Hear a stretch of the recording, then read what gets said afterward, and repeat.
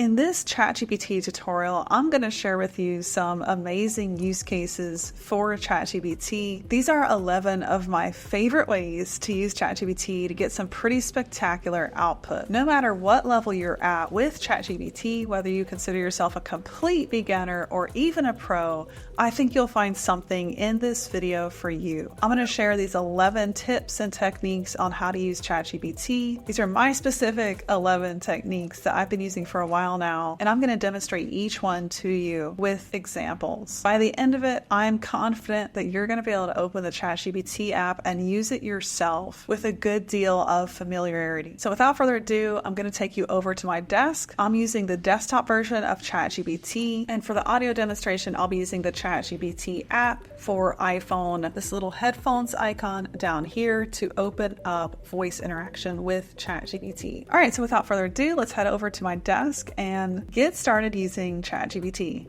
Hey, so you're here at my desk with me, and we're going to start with the first way that I use ChatGPT, which I absolutely love. And it is for anything related to business strategy. So whether I want to create a game plan for my business, if I want to, for example, hit $1 million in revenue by a certain time point, I will use the same formula to describe problems, situations, goals to ChatGPT and get the best outcomes. And I find it pretty much on the mark. Sometimes it's off, but sometimes it's also very much on the mark. No matter what, it's a great starting point. So this is the prompt that I give it, and this is how specific I get. So this is a business strategy prompt, and the formula for this prompt is something I learned. Going to give a shout out to AI Foundations. He has an awesome YouTube channel. I haven't taken his course, but from his channel, he shares this specific formula called GCA, Goal, Context, Action. You've got to give ChatGPT a specific goal when you're talking about business strategy. For me, I'm talking about hitting a certain subscriber amount on YouTube. So I'm going to give it that very specific goal with numbers, and then I'm giving it context. So I'm giving it accurate information about what I'm currently in the middle of. So you got to give it the exact numbers you're at. You got to tell it when you started the business or the date it's at right now, and then describe your niche. That is context. And then you got to give it an action. So the action is a content strategy, subscriber milestones and goals, and then tips for hitting my subscriber goal. So look at this. Here's what ChatGPT gave me. To grow your YouTube channel to 100,000 subscribers by the end of the year, you'll need a strategic approach that leverages your strengths, capitalizes on trending topics, and engages your audience effectively. Here's a detailed plan.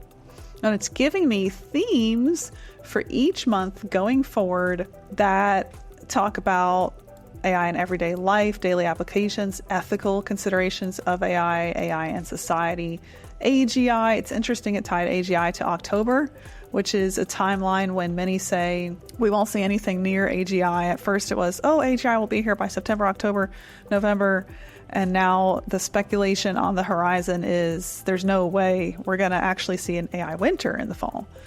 We're going to see AI models run out of data. So it's interesting that ChatGPT tells me to talk about AGI in October. Then we've got AI and employment in November, which is interesting because that's election time. So I think that would be a spot on time to talk about AI and employment, AI and jobs. And then to recap the year, to look back and then make predictions. So this is this is on point content because it's relevant. I've seen on YouTube anything with dates in it around AI is doing very well. It's not evergreen though, right? So I have to consider that. If I say the 12 biggest breakthroughs in AI from 2024, well, that's only going to be hot for like a month or two. It's not evergreen. So that's something to consider. But if that gets me 1 million views that month and 10,000 new subscribers, well, it was worth it. And then it's giving me a weekly schedule where it wants me to film something, looks like 4 times a week. Right now I'm at 1 to 2 times a week, so that's definitely an increase. And then it's giving me a road to hit that 100,000 subscribers by the end of December. For strategies, it's telling me to optimize video titles and thumbnails to engage with my audience, respond to comments promptly and thoughtfully. I've seen this to be true. People respond back really quickly if you respond to the comments pretty quickly. I've seen some of my favorite YouTubers do that. So yes, that's something I will definitely consider. Host live Q&A, and then collaborate with other YouTubers, leverage social media, run giveaways, analyze and adapt, SEO, create a community, and then think about content ideas, a series, tutorials, and then even bring guest experts on. So one big note that I have from this is I do have to go up to 4 times a week, which is interesting. And that might be something I implement straight from this strategy. Okay, so the next one is to use analogies to help teach tough concepts or topics. So we're going to go to this prompt thread I created to show this as an example. And it's very simple. You ask ChatGPT to create analogies to help you teach something or convey something or say something in marketing or messaging that is otherwise hard to swallow. For example, you got to adapt to AI or die. Well, that's a pretty bold statement. So how can we actually create an analogy? And then what I would do with these analogies, which are really good, we've got the horse and buggy. Imagine a time when horse-drawn carriages were the primary mode of transportation.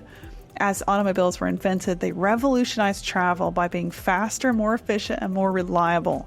Those who adapted to using cars found themselves moving ahead in society, literally. They got there quicker. And those who clung to their horse and buggy were left behind. Adapting to AI is much like this. And then we've got the shift from analog to digital, going from film to digital photography. And again, the point of efficiency, right? Photographers who went digital could produce and share their work much more efficiently. So adapting to AI is much the same. Postal mail versus emails, those are excellent examples, right? They paint a clear picture. So what we could do with each of these is these could be short, these could be scripts for shorts. And I've done that. I've actually turned these into little shorts that I film. I don't say this word for word, of course, but I just say, hey, imagine a time when we all got to work or got to the shop, brought our kids to school on a carriage or by foot, and then the car came along, right? So painting that picture in a video is a great way to convey a piece of marketing messaging for you, your channel, your brand. This is a great way to use ChatGPT to convey an analogy and then take that into your marketing. Okay, so another way that I like to use ChatGPT, and for this we are actually going to share on screen a screen record of what I will share with you. Another way that I love to use ChatGPT that not many people know about is to actually hand ChatGPT over to my kid, she's 10, and then have her have a voice conversation with ChatGPT. So we use the app for this.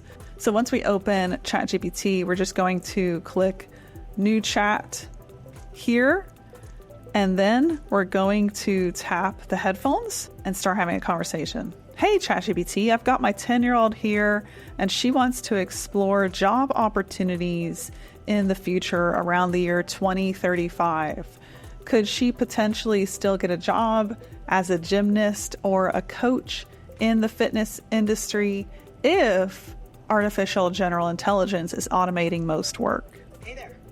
That's a great question. The fitness industry, including gymnastics, is likely to remain a vibrant field even as AGI advances. While some aspects might become automated, the human element, especially in roles like coaching, will still be highly valued. People often prefer human interaction and personalized guidance, which is crucial in sports like gymnastics.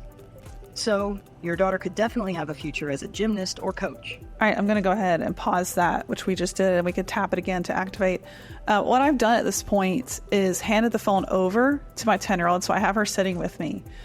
We ask a question about her future in this crazy world that's almost hard to predict and hard to imagine, where automation will replace and take away and augment a ton of jobs that we know today. So in the 2030s, when she's an adult, what on earth will that look like?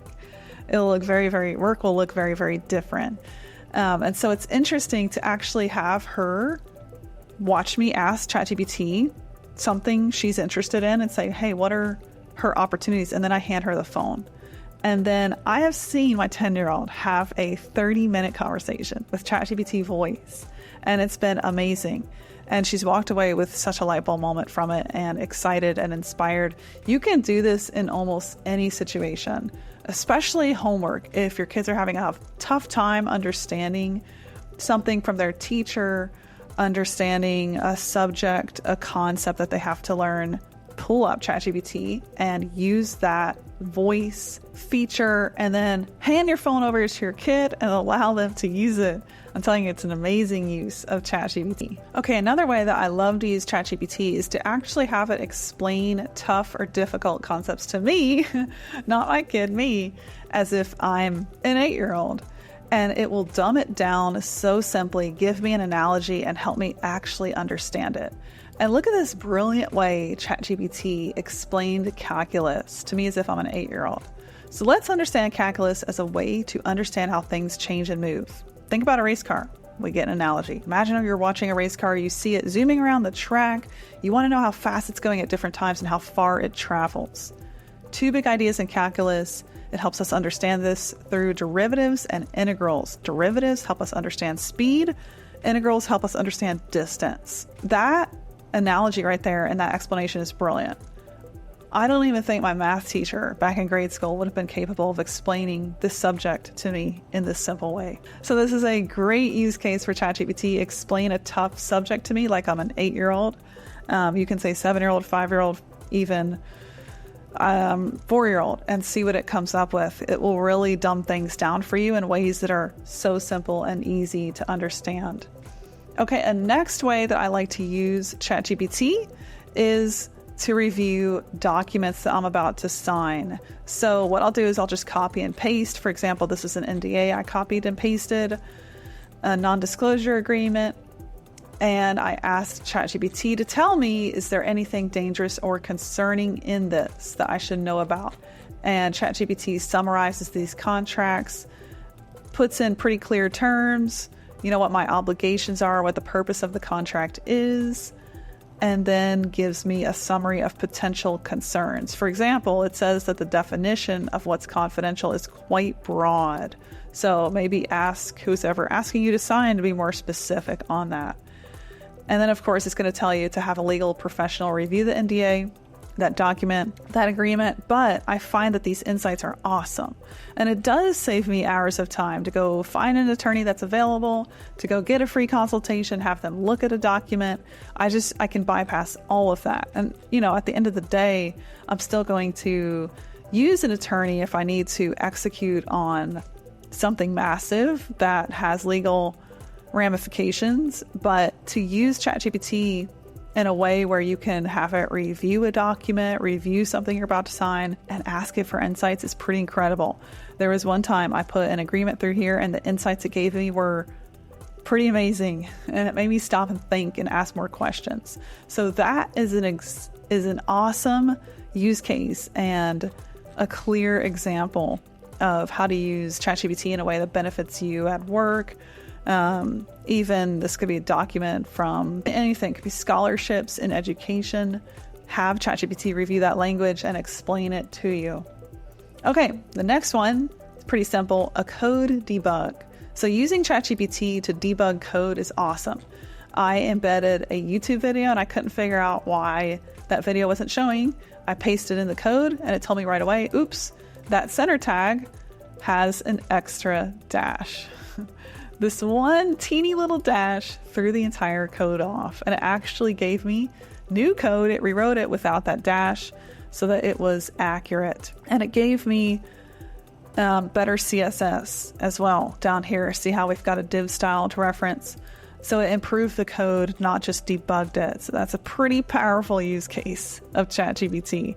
And by the way, it gave me this result instantaneously. In seconds, it found what was wrong with that code. Okay, the next one is to identify objects. You can now upload pictures, documents, etc. to ChatGPT using GPT-4 and ask it to identify objects. So there's a gaming chair in my office. I forgot where I bought it. And ChatGPT in seconds told me the cost of that gaming chair and where I bought it. And the first suggestion is accurate. That's where I got my Respawn gaming chair.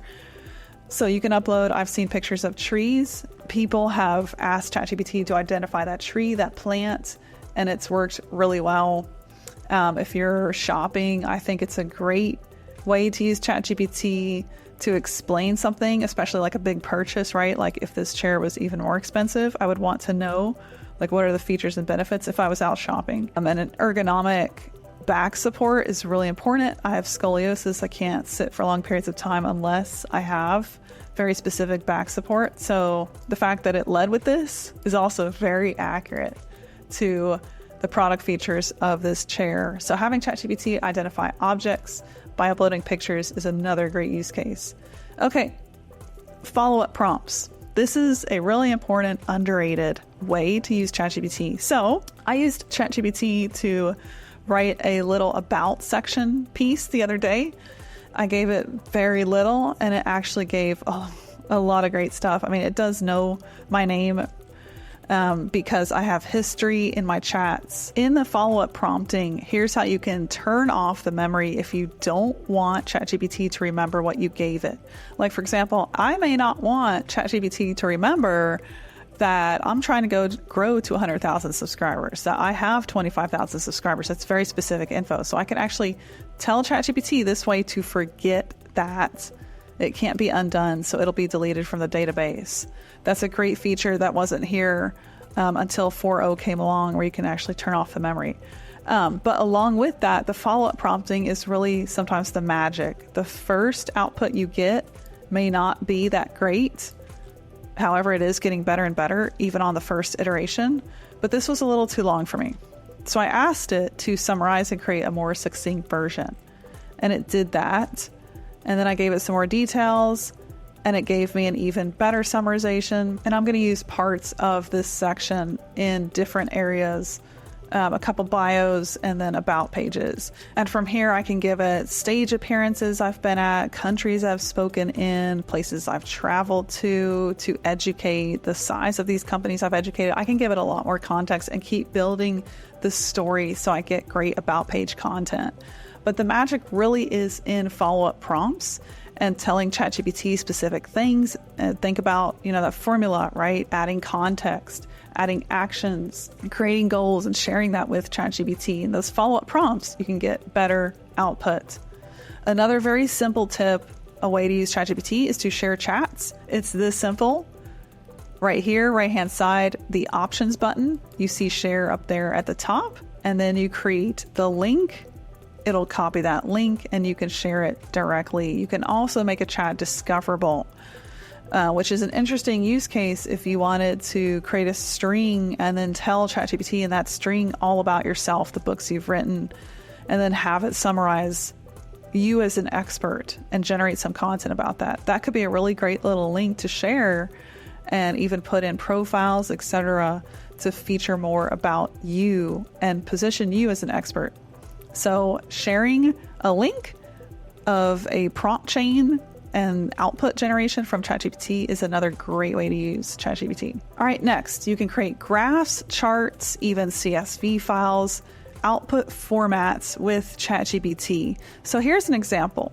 I'm giving a talk on stage and I need a graph representing that we've actually broken Moore's law, which is a law of compute power.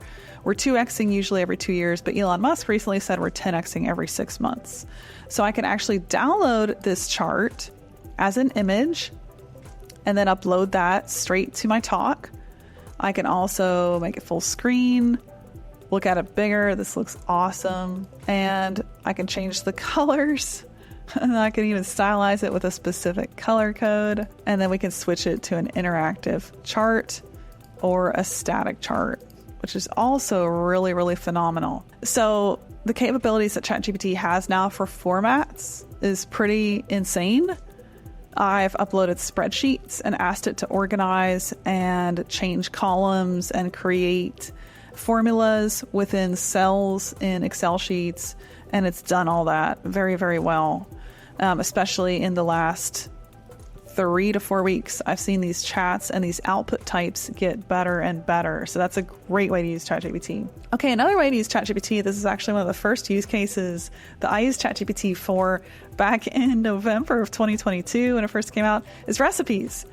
So one way I like to use ChatGPT is just to tell it, hey, here's what's in my fridge, or hey, here's what's in my pantry, something that I want as a main staple for dinner. And then I ask it, what's a recipe I can make? And it usually comes up with some pretty amazing recipes. And the recipes I've tried, they are delicious. So I want something with quinoa in it, which is a superfood and super delicious. And it came up with this quinoa and vegetable stir fry, which looks amazing.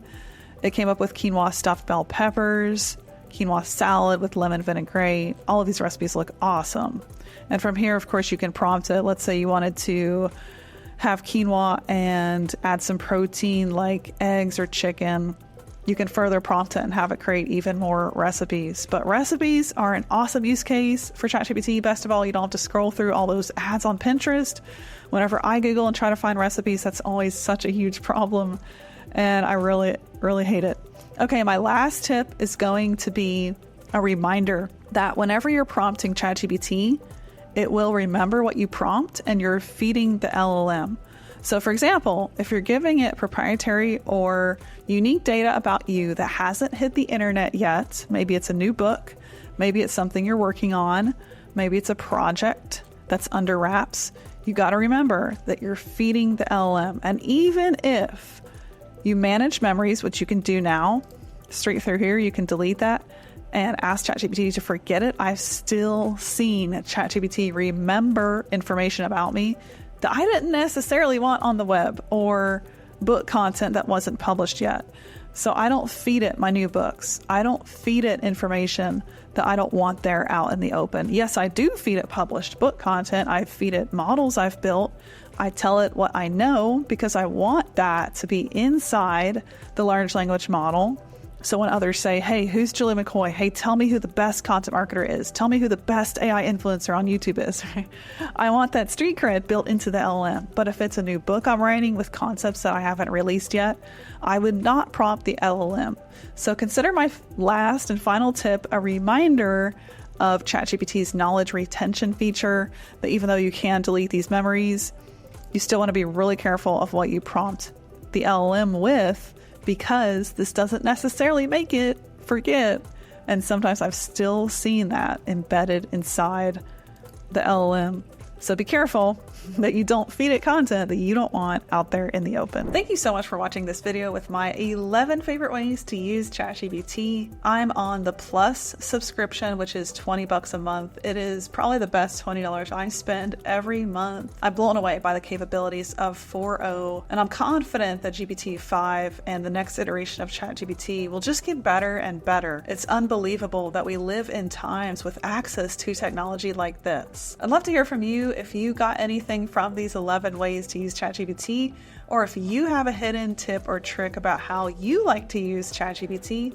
Let me know in the comments, share it with me, and I'd love to hear all about it. If you're a ChatGPT fan, you should definitely subscribe to this channel. I take you down many AI rabbit holes, including a ChatGPT. So I look forward to seeing you down the next AI rabbit hole.